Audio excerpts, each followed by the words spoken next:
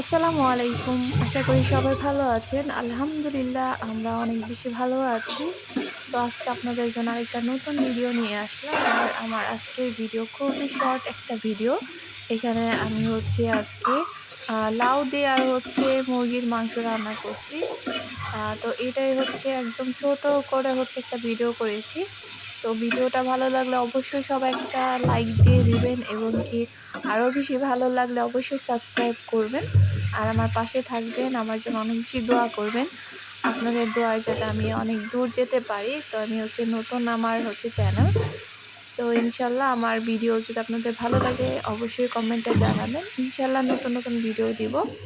আর কোন টাইপের ভিডিও আপনাদের বেশি ভালো লাগে বা কোন টাইপের ভিডিও আপনারা দেখতে চান এটা অবশ্যই কমেন্ট করে জানাবেন। তো এই তো আমার রান্না প্রায় শেষের দিকে। আমি একটু ঝোল, ঝোল করে রান্না করতেছি।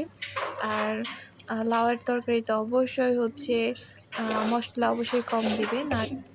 আর এখানে কিছু ধনিয়া পাতা দিয়ে দিলাম। আর এখানে অল্প একটু জিরা গুঁড়া দিয়ে দিব যাতে ফ্লেভারটা খুব সুন্দর আসে।